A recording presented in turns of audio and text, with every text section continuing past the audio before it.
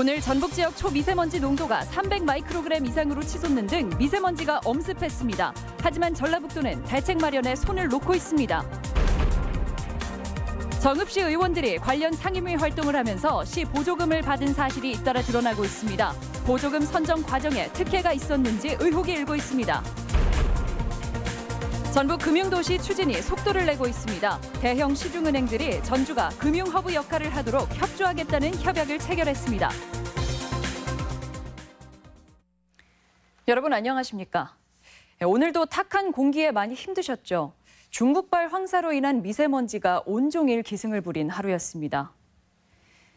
이렇게 미세먼지는 매번 반복되며 시민 건강을 위협하고 있지만 행정기관도 이렇다 할 대책을 내놓지 못하고 있습니다. 박연선 기자입니다. 며칠째 이어진 미세먼지에 중국발 황사가 뒤섞여 하늘이 온통 뿌였습니다. 강력한 대기오염에 관광객으로 북적이던 한옥마을도 한산해졌습니다. 거리에 나설 때마다 마스크에 의지하지만 불안한 마음은 여전합니다. 미세먼지도 심하고 황사까지 온다 그래서 숨쉬기도 좀 안 좋은 것 같고 바깥에 나오는 게 좀 걱정이 되기도 하고 애기한테도 안 좋을 것 같아서. 실제 호흡기 질환자도 급증해 이비인후과와 어린이병원에는 환자가 끊이질 않고 있습니다. 미세먼지가 많이 증가함으로 인해서 알레르기 비염이라든지 콧물과 기침을 동반된 호흡기 질환을 가진 영유아들이 많이 증가되어 있습니다. 전북 지역은 전주와 부안 등 12개 시군에 미세먼지 주의보가 내려졌고 정읍은 아침 한때 미세먼지 농도가 세제곱미터당 360마이크로그램으로 매우 나쁜 기준을 2배 넘어서기도 했습니다.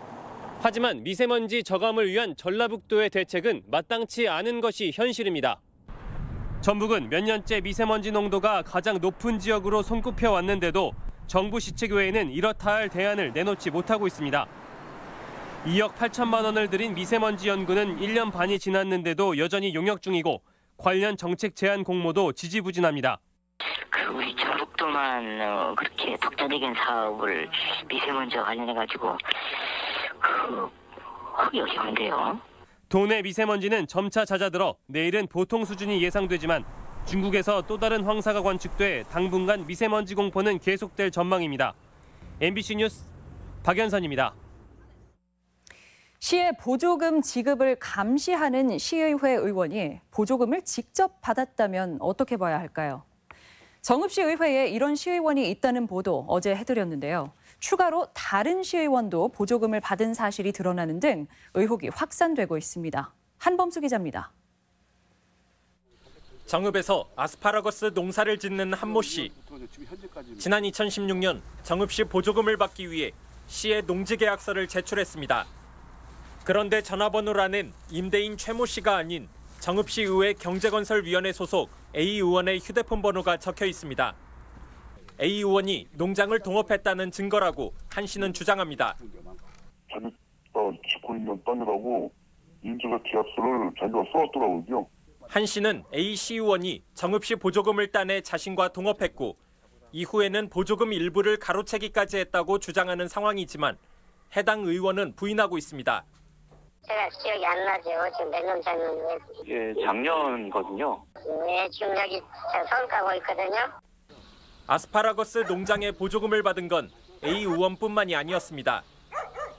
해당 보조금 관련 상임위원회인 경제건설위원회 소속 B 의원의 경우 아내가 농장 보조금 780만 원을 받았습니다. 해당 상임위원회 지위를 이용해 보조금을 받은 것인지 의심이 가는 대목인데 B 의원 역시 부인하고 있습니다.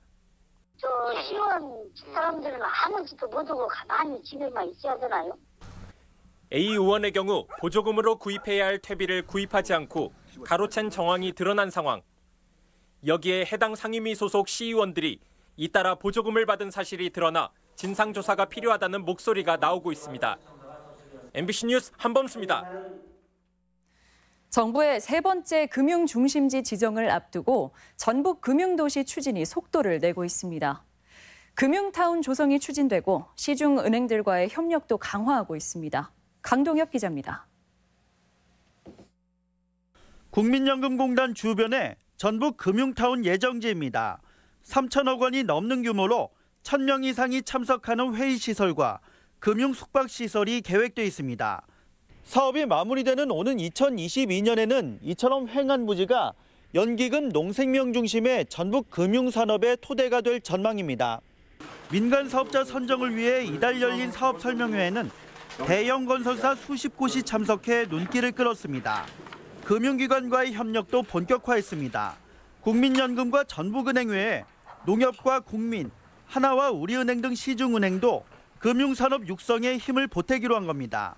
금융중심지 지정과 투자활동뿐만 아니라 금융공공기관 유치도 돕기로 했습니다. 전주가 금융의 허브 역할을 할 수 있도록 금융기관도 각종 산업에 대한 지원, 중소기업에 대한 육성 등 이런 부분에 대해서는 적극 협조하면서 다음 달에는 박승전 한국은행 총재 등 국내외 금융 전문가들이 전주에서 금융 컨퍼런스를 열어 분위기를 띄울 예정입니다. 새로운 산업으로 역시 금융산업이 활기차게 일어난다면 우리 전라북도 도민들의 희망이 될 것이다. 이렇게 보고 전북의 제3금융중심지 지정 여부가 빠르면 다음 달 나올 예정이어서 결과에 관심이 쏠리고 있습니다. MBC 뉴스 강동엽입니다. 내년에 사상 처음 7조 원대로 기대됐던 전라북도 국가예산 확보에 비상이 걸렸습니다. 국회 예산심사가 파행을 빚으면서 가뜩이나 창구마저 빈약한 전라북도 예산 활동에 타격을 피할 수 없게 됐습니다. 김한광 기자입니다. 내년도 정부 예산안에 편성된 전라북도 국가 예산 규모는 6조 5천억 원 남짓. 당초 요구안보다 5천억 원 넘게 빠졌지만 국회 예산결산위원회 단계에서 대부분 되살렸습니다. 국가 예산 7조 원대의 기대감을 높였는데 증감액을 결정하는 예산조정소위원회 파행으로 다시 발목이 잡혔습니다. 4조 원대의 세수 결손 대책을 놓고 여야가 맞서면서 증액 재원으로 삼을 감액 규모가 현재까지 4,900억 원으로 지난해 10분의 1 수준에 불과합니다. 어쨌든 감액이 돼야 그 부분을 전라북도에 필요한 여러 가지 사업을 이렇게 증액시킬 수 있는 거 아니겠어요? 그 감액 부분이 지금 작년보다는 훨씬 작아서 한계가 있다. 예산 소위 활동 시한은 다음 달 2일. 예산 심사는 가까스로 재개됐지만 시한이 빠듯해 각 당 간사들만 참여하는 소소위원회가 꾸려지게 되는데 전북을 대표할 창구마저 사라져 전망은 밝지 않습니다. 전라북도는 국가 예산 규모보다는 새만금 국제공항과 신항만, 임대산업단지, 스마트 특장산업 같은 신규 사업 중심으로 예산 활동 전략을 바꿀 계획입니다. 이런 상황들을 좀 타개하기 위해서는 우리 전북의 미래 발전에 꼭 필요한 그런 사업, 그중에서도 신규 사업 위주로 좀 전략적으로 사상 최초의 7조 원대 국가예산 확보로 지역 발전에 성장 동력과 활력을 기대했던 전라북도의 계획에도 차질이 불가피해졌습니다. MBC 뉴스 김한과입니다. 수소 산업을 신성장 동력으로 육성하기 위한 전라북도 종합발전계획이 추진됩니다. 전라북도는 내년 상반기 새만금 재생에너지 클러스터와 연계한 수소 산업 생태계 조성을 위한 종합발전계획 용역에 착수합니다. 이와 함께 2030년까지 9,600억 원을 들여 충전소 24곳과 14,000여 대의 수소차를 보급하고 수소기술지원센터 설립 등 연구개발과 부품 소재 기반도 구축하게 됩니다. 지역 현안 법안이 잇따라 국회 상임위를 통과하면서 국회 처리가 기대됩니다. 국회 법사위는 오늘 범정부 지원 조직 구성을 담은 새만금 잼버리 지원 특별법을 통과시켜 본회의 처리를 앞두게 됐습니다. 또 국회 국토위는 새만금 사업의 속도를 높이고 국내 기업의 산단 임대료를 낮추는 새만금 특별법 개정안을 처리해 법사위 통과가 관심입니다. 김장철을 맞아 가정마다 김장김치를 담그며 가족 간의 정도 나누게 되는데요.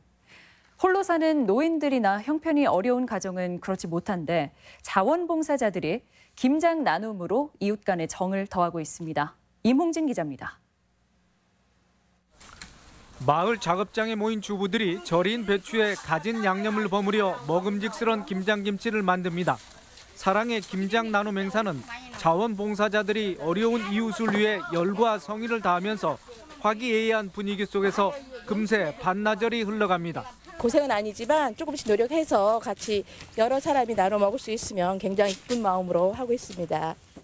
능숙한 손놀림으로 배추 300포기가 10kg 단위 김치 상자로 포장됩니다.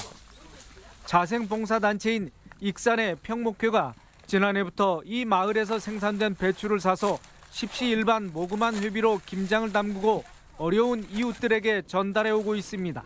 물품도 있고 현금도 있고 뭐 여러 가지가 있겠지만은 그래도 우리가 직접 김장을 담궈 가지고 이렇게 전달해 주는 것이.